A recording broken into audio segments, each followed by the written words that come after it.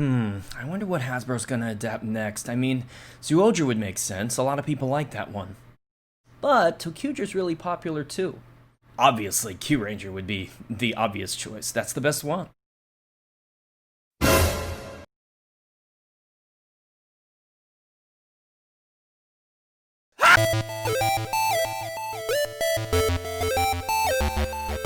Hey, what's up everybody? My name is Robbie and you are watching Geek Levelation. Welcome back. Today I wanted to talk a little bit about the decision to adapt Kishiru Sentai Ryusoulger into Dino Fury and doing it this early. I know this is already kind of old news, we've known this for a few weeks now, but Hasbro's decision to skip a bunch of Sentai series to give us dinosaurs again so soon might actually be a little bit problematic. But before I dive in, don't forget to like and subscribe to the channel. I'm also doing a giveaway for my Funko Pop Ultra Zord. You can win this Ultra Zord, so make sure you don't miss out on a free Ultra Zord. So if you're asking yourself, Robbie, what would be the problem with going to Dino Fury so quickly? Because I love dinosaurs, and I love Dino Power Rangers. Well, that answer comes pretty much straight from the community. I'm gonna bring it all the way back to Supermegaforce Legendary Battle. Now, there are many reasons why there was uproar. There are many reasons why there was unrest from Power Ranger fans around Legendary Battle, and the first one is how it was edited, and because it had to be edited.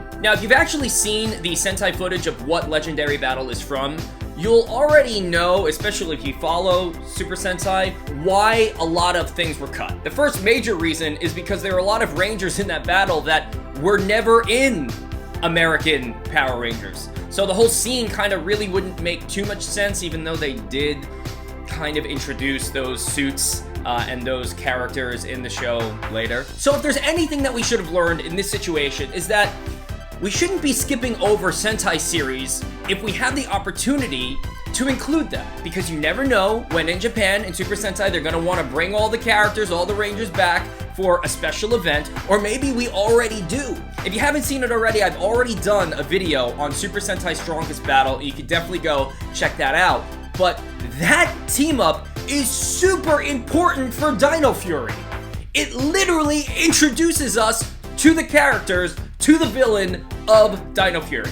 But we're not gonna get that. We're not gonna receive that in America because it includes Rangers that we're already skipping over. Now listen, if Dino Fury starts and you've never heard of Strongest Battle and it starts on episode 1 and you start watching it, listen, I'm not saying you can't enjoy the show.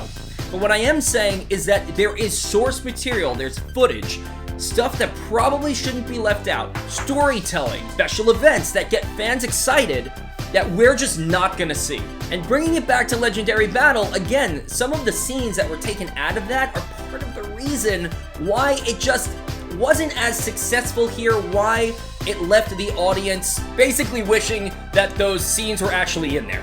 Now, my next point is about business, and I bring up business every once in a while, the entire business part of Power Rangers as a franchise. Listen, we all know that Power Rangers ratings just haven't really been doing well, especially since the beginning, right? It's kind of been on the decline. Usually, when a dinosaur-themed Power Rangers comes out, it brings a resurgence, right? Because not only is the nostalgia there, but people kind of hop on board, and it just seems to be a successful theme for whoever owns Power Rangers at the time to put out, because people will usually watch it for some reason.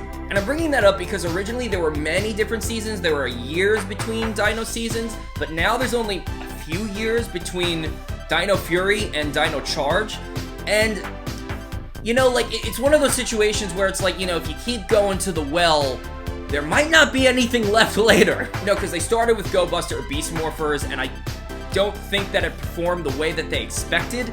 So they're like, oh, a dinosaur season is out, let's do that one. Well, what's gonna happen if Dino Fury doesn't perform? No Dino season after that yet, at least. And maybe that's why they're bringing on Jonathan Entwistle. Maybe that's why they are changing operationally what's going on. I'm just curious to see how that's gonna go. Now, my next point, I'm gonna make an analogy. Stay with me. I know this might be a far stretch, but there's this really famous saying, hey, we'll fix it in post. And what that means is, you know, if you're a singer or if you're a musician and you played bad or you sang not the right notes, I guess, while you're recording, there's that saying, we'll fix it in post.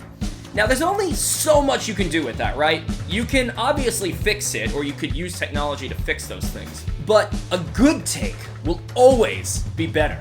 right? A good take of playing it on or singing it on will always be better than fixing it in post. The reason why I'm mentioning that is because Ryusoulger as a season, now this is my opinion, is not a very good one. I watched Ryusoulger pretty stoked. I was like, I love Dino Seasons. This one looks cool. I love the Dino Night theme. Wasn't too stoked about the suits, but all of the mechas looked really cool. I liked when I first saw them, I liked the armor, like add-ons that they were doing. I thought that looked cool. And then I watched the entire series, and it is not even on my top 7. Maybe my top 10. So now what does that mean, and why am I bringing this up? If it's already not that good of a show, how good can the American show be? That's kind of what I'm saying here. Are there exceptions to this rule? Absolutely. I believe, in my opinion, that Power Rangers RPM was better than GoBuster. But in all honesty, that might be really the only one. I thought that Mighty Morphin Power Rangers, this might be because I was like in 2nd grade when I saw it, but I think Mighty Morphin Power Rangers is better than Zyuranger. I think Zyuranger has a little bit more narrative, there's a little bit more storytelling there, but I mean, in all honesty, I'm not into it as much, but again, that could be the nostalgia talking. So my question becomes, are they going to achieve that unicorn that, you know, the American season is better than the Sentai? I don't know. And if you've been keeping up with the Hasbro Lives where they talk about the new toys, they already revealed I was gonna say Ryusoulger changer, or the Ryusoul changer, but they revealed the new, basically the morpher for Dino Fury. And it looks pretty cool, don't get me wrong. It looks, just by looking at it, very much like the Sentai toy. But there's a major difference. The Sentai toy, if you haven't watched my review of it, you can watch it right up here, accessorizes with the Ryusouls, which, just like in the show, snap open with the spring. And that is cool because when Gokaiger came out, when Supermegaforce came out, they always show the keys like popping up. So the standard Ryusoul changer device works with keys that actually work like they do in the show. And the Hasbro reveal, they're these really, really like little kid, not movable keys. What they did with them is, yeah, you can use them with the mechas, which is cool and everything, but like when kids or adults like me want to play with the changers, the morphers, they want it to work like it is on the show. They just do. That's just what they want. Even when I was little, I knew when things didn't either look, work, or function like what I'm seeing on the television show. You gotta give the kids a little bit more credit. When the 90s Morpher came out, I knew it was upside down. I was looking at it and I'm like, this is not right. The blaster that came with it was the wrong color. I knew that wasn't right. But now that I mention all of these things, I am kind of curious, especially the thing that I'm really curious about is if you're a Super Sentai fan and a Power Rangers fan and you watch both, do you think going to Dino Fury, adapting Ryusoulger, is a good or a bad idea? Please let me know in the comments. I want to know if I'm crazy. If you are just a Power Rangers fan, do you even care? You know, like, do those things even matter to you? Do you even think about those things? But I want to leave you with one thought. You love Power Rangers, right? And the more Power Rangers that you can get, right, is what you want.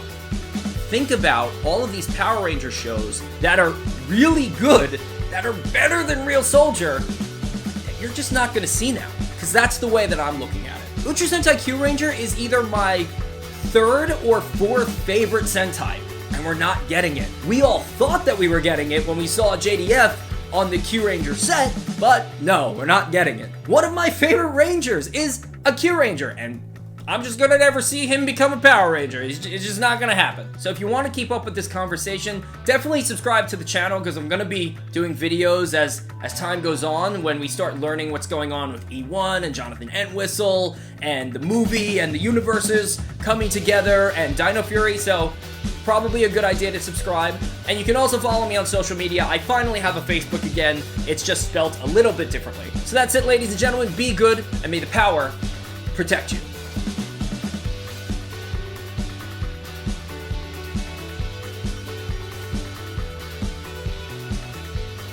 Hey, and bringing it... You gotta be kidding me.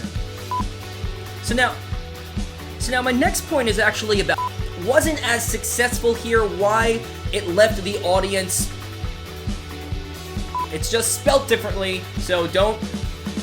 I'm gonna scream for a second.